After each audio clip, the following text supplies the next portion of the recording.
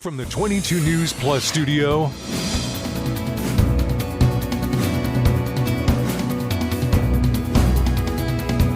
this is 22 News in Focus with Patrick Berry. Hello, everyone, and welcome to this edition of In Focus. I am your host, Patrick Berry. We're here in the 22 News Plus studios. Today, we're talking to Andy Brydges. He is a representative of FirstLight. He's the director of community relations. And if you have not heard of FirstLight, you're not alone, because I really don't know much about them either. But that's why Andy is here to talk to us a little bit about it. Andy, thank you so much for joining me. Appreciate your time. What is FirstLight? So FirstLight is a power generation company. Okay. Where? I've never.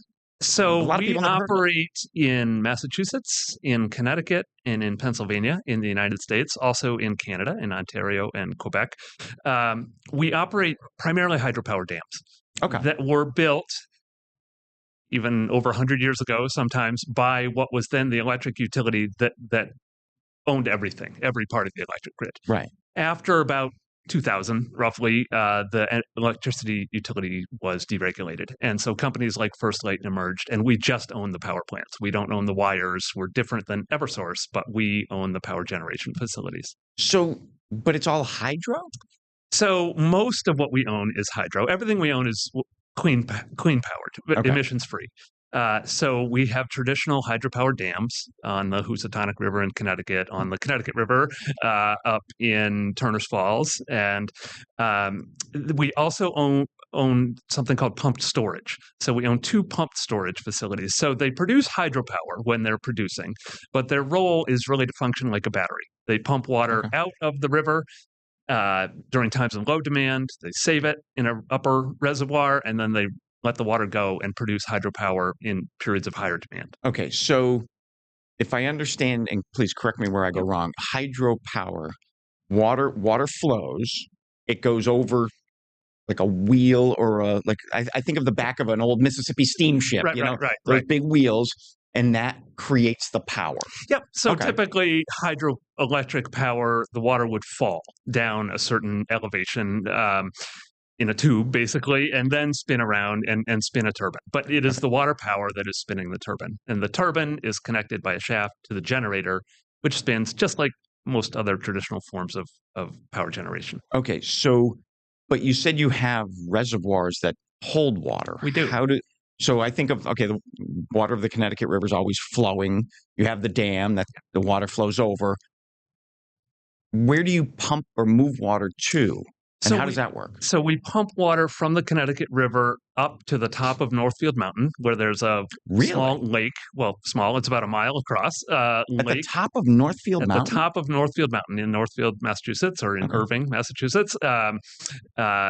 And this facility was built in the late 60s. It began operations in 1972. And it was really built to absorb nuclear power at night, because the nuclear power plant fleet was being built, and nobody really needed the power at night when the demand on the grid was low. So what do you do with it? You can't just turn a nuclear plant off, and go home for the night and come back in the morning and turn it on. It needs to run. So by pumping water uphill, uses a lot of electricity, store that water, and then use it maybe in the late afternoon when the grid demand peaks. And what that does is it really shifts that demand trough to the peak, and that keeps you from having to build yet another power plant. So it kind of borrows energy from the time of low demand, uses it at times of high demand, and that keeps you from having to build another plant. It sounds like counterintuitive, if that's the right word.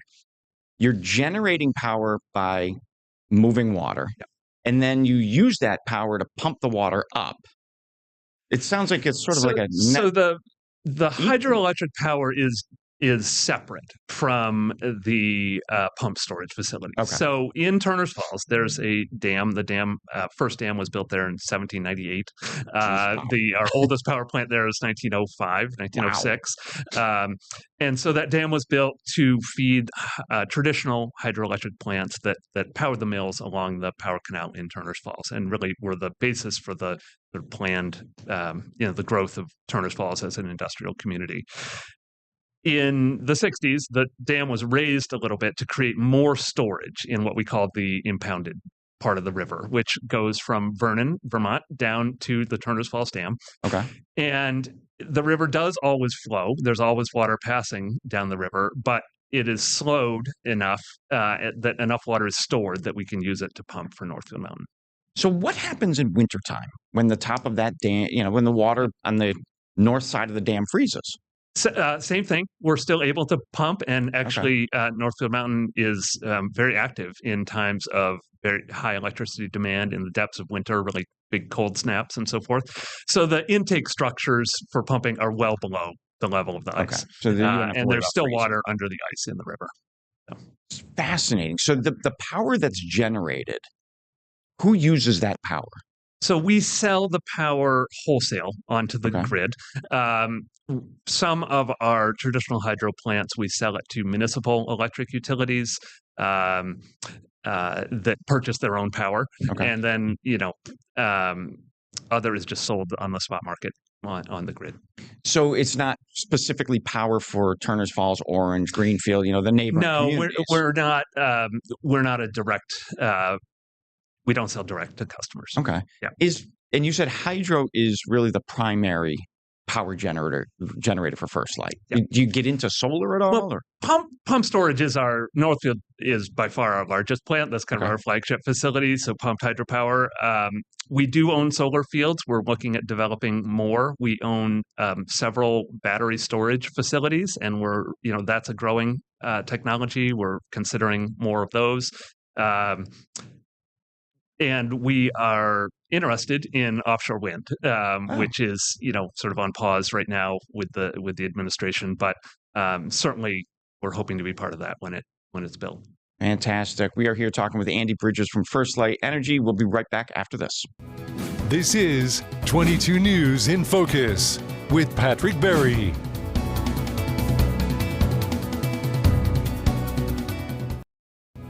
This is 22 News in Focus with Patrick Berry. Welcome back, everyone, to this edition of In Focus. Andy Brydges from FirstLight is across the desk from me. Andy, thanks again for joining me. We're talking about the Northfield Mountain Power Generation Facility, which, again, I had no idea. You blew my mind when you said at the top of the mountain there's a 1 mile size lake. I had no idea. Yeah. And the interesting thing is the power plant itself is built inside the mountain, about a half mile deep into the mountain. And so many people drive by Northfield Mountain for years and years and don't know that Massachusetts' largest power plant is in there, inside the mountain. That is Massachusetts' largest power plant is in a mountain. Yep. Now, it's a storage facility. It can only run for about 7.5 hours at a time before it needs to recharge by pumping more. But it is, by megawatts, the largest in Massachusetts now. Honestly, I've never really spent a lot of time in that area of Western Mass. Being the largest power facility, does it make a lot of noise? I mean, do people hear it? No, you don't hear it outside the mountain at all. And it doesn't really, even when you're inside the mountain, it isn't particularly loud. So I guess, there's a whole slew of questions now. So it's a mountain. So are there hikers and campers, and bicyclists, mountain bikers, like biking the mountain and going to see the lake? Or one of the most fascinating things about Northfield Mountain is the way it was constructed with the whole mountain was constructed, or just so the mountain was there. Okay, all right. I just want to make sure I understand it correctly. There was a natural depression of sorts on top of the mountain, which made it a good target. So they fortified that with some dams at the top of the mountain to create this reservoir, but it did have a natural depression. But building the power plant inside the mountain allowed the outside of the mountain to be used for other things. So we've got a 26-mile trail network that is open. We'll be hosting the Massachusetts Cross Country Championships in a couple weeks for some of the local schools. I know Long Meadow is going to be there. This is the Division II schools this year.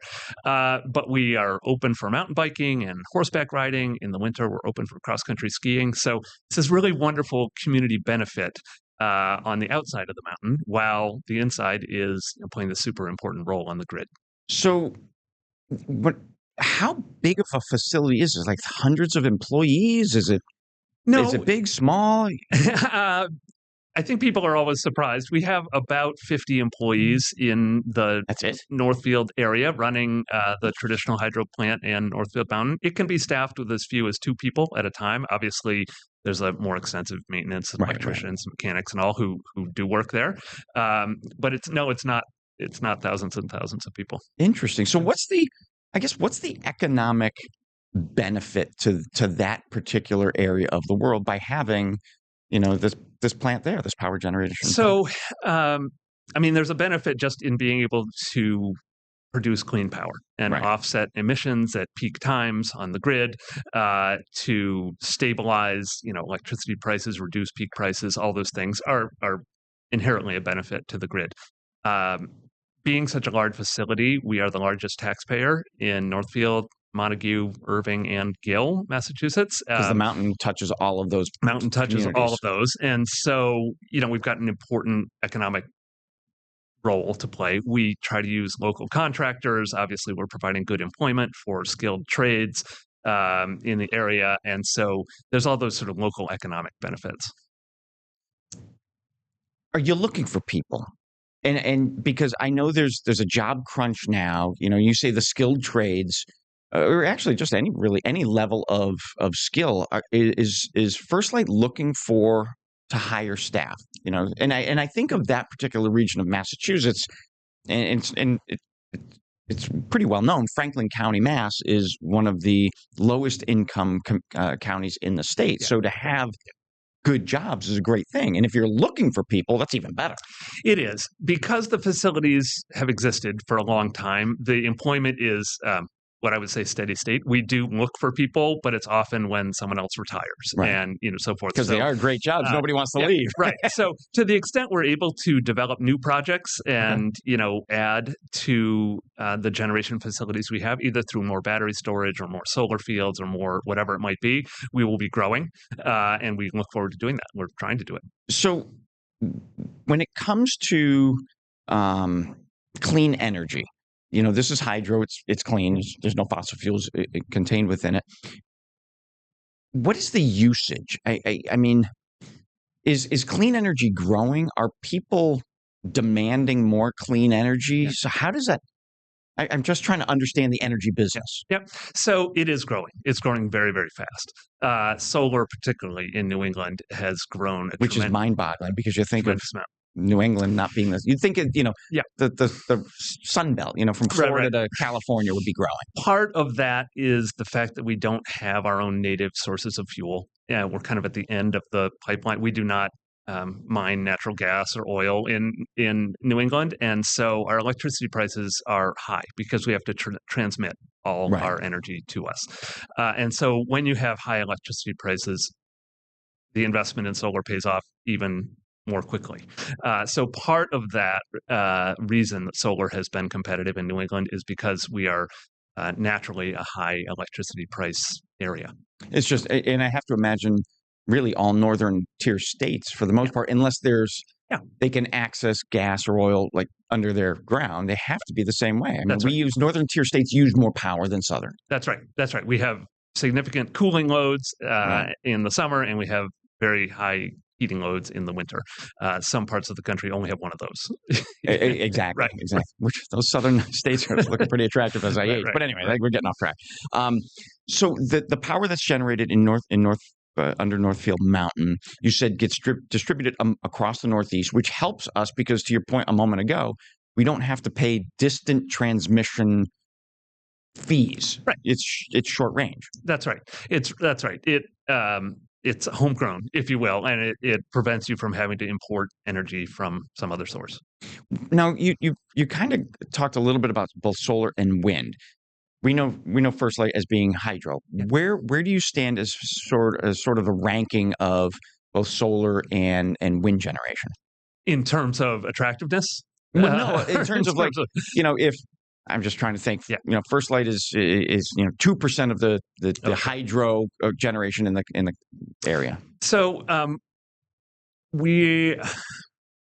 sure we're the largest hydropower generator in New England. We, I think, have the largest clean power generation portfolio in New England. Wow. Hydropower is, smaller overall total segment of the electricity generation than it still is than natural gas or nuclear or so forth in New England. But are those numbers changing? Like, I mean, especially here in the Northeast, because we talk about transmission costs, grow hydro, grow solar, grow wind. So most there's not too much new hydro being produced. Most of the dams that were recognized as being or areas that were recognized as being good for hydropower were developed even 100 years ago. More than that, right? 1800s, right? Yeah, exactly. All those little mills that we have along all of our rivers that aren't no longer in operation. And they might have started, like they did in Turner's Falls, powering just mechanical power, belts and pulleys and water wheels, to your point, and then been converted to hydroelectric power around the turn of the century. So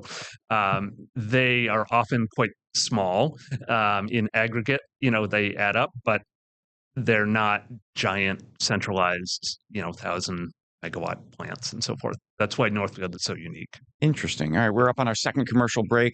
We'll be right back after this. Stay with us. This is 22 News in Focus with Patrick Berry.